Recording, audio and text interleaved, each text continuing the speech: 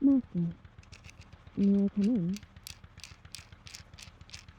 Master.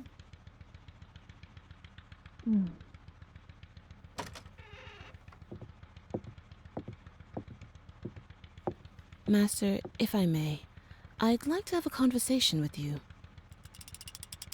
A conversation when you aren't tinkering with that thing the whole duration? Thank you. I must bring to your attention some concerns of mine. You've done nothing but work on that invention of yours for 3 days. I've had to bring all your meals to the workshop, pull the blankets off your bed so you're somewhat comfortable after passing out. And you haven't even bathed. Not once. You must take a break. Yes, I am well aware. I have no doubt that your automation will revolutionize the industry. However, it can wait. What could be the harm in stepping away? All those gears and scraps will still be there when you return. They aren't about to catch a train back to London. I understand that you get very invested in your work. And that is indeed admirable. Your inventions are truly a marvel to behold. But some basic self-care never killed anyone. I do not understand why you insist on working yourself to the bone day in and day out. Your body needs rest. You aren't a machine.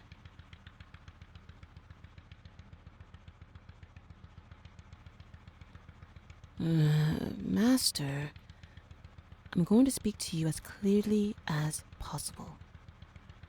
You need to stop working. If it's just for a day, slaving away over your blueprints for 72 hours and counting is far from healthy. But why? Who are you trying to prove yourself to? At this point, I refuse to take no for an answer. You are resting.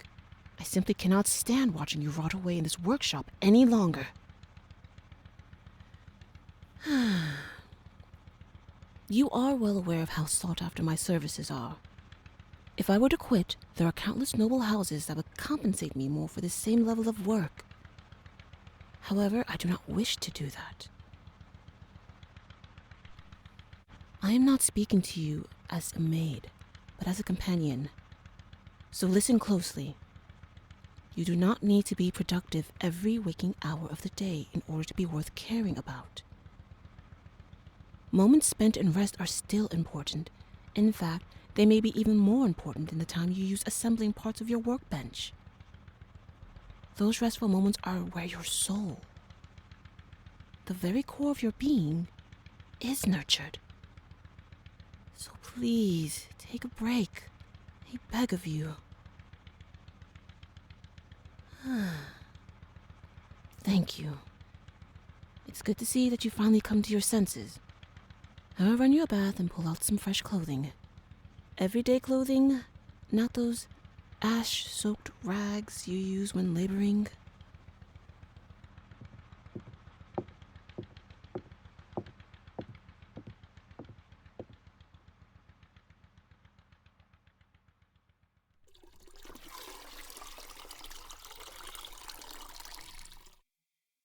Come, the bath is warm and sudsy. It will cleanse the oil from your skin.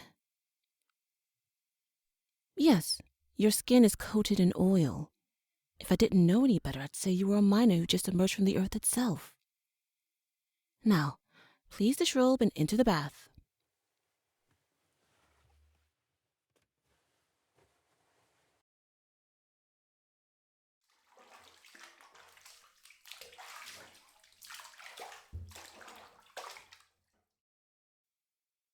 How is it?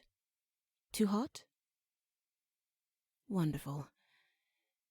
Now, give your mind the freedom to wander. There is no objective to be focused on at the moment. All you must do is simply be. And while you do that, please allow me to wash this gunk off of you.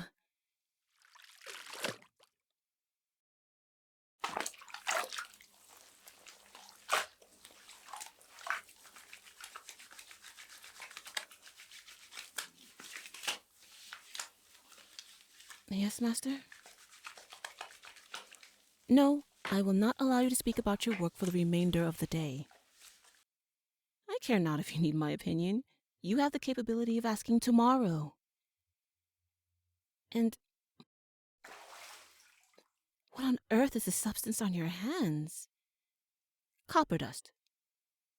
I see. And why are your fingers coated in it?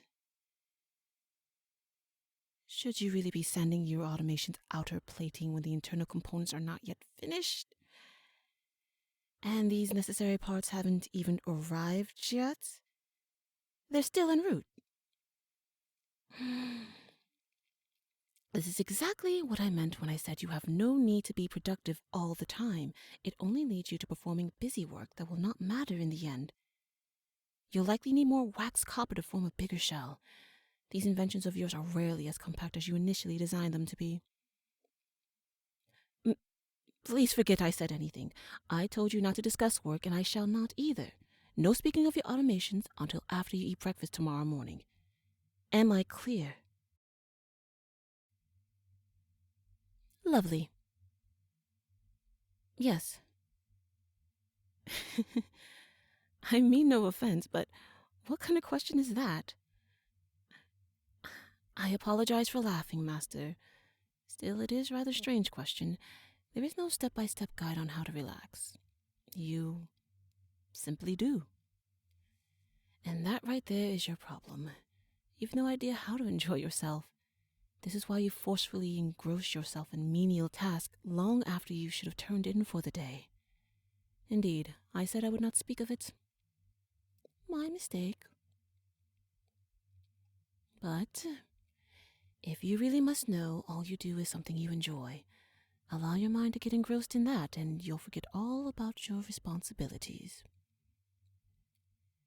There are a multitude of things you could do. Perhaps I shall read you a novel. I know you quite enjoy mysteries. Or we may walk down to the station and walk as the trains depart on their journeys. That is something you quite fancied when we were younger, and I was not yet your maid. Really, the task could be anything, or I should say that relaxation does not require a task. But for someone in your predicament, I'd suggest starting with an activity that can keep your mind occupied. What about me? Well, I quite enjoy reading in my off time. I tend to prefer romance to mystery, but there are stories in which that overlaps. I also go out on town with my other friends, something a recluse like yourself would never do. I apologize for the teasing, Master. I'm simply making light. Sometimes I don't even do anything. I merely sit outside and enjoy the sound of the city. It can be quite freeing, not having anything to do but exist. Well, you may be a ways off from achieving that. As I said, we'll start by keeping your mind occupied with a hobby. Then, once you're used to that, doing nothing at all should be far more calming than stressful. I believe I finally scrubbed off all that grime off your skin. Now I suggest getting out of the bath. Normally, I'd allow you to enjoy the warmth, but the water's gone dark with oil and heavens knows what else. Indeed, it's been a long time since I've had to clean that much off of you, and to think about how much worse it would have been if you'd refused my offer. My intent is not to shame you, but to point out the flaws in your thought process. It's one of the reasons we became such good friends as children. Was it not?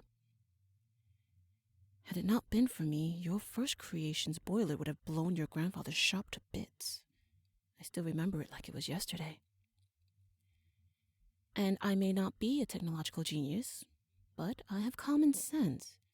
Something you could use some assistance with every now and again. Please hold still while I dress you in some proper clothing. No, allow me. Yes? Oh, no. I do not regret becoming your maid. Why do you ask?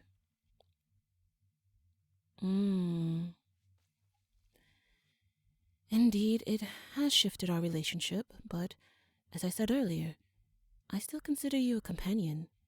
We clearly respect each other's boundaries, and I know you view me as an equal. Had you seen me as nothing but a maid, I'd have been fired long ago for some of my less than praising comments. I do care for you, and that is why I'm so hard on you. Please understand that. Indeed, I am quite satisfied with my current line of work. Besides, had I not accepted your initial offer to become a temporary maid while you got your workshop up and running, I'd likely be in a faraway city dusting some noble's antique china collection. Working here has much lower stakes to it. What can I say? You happen to grow on me.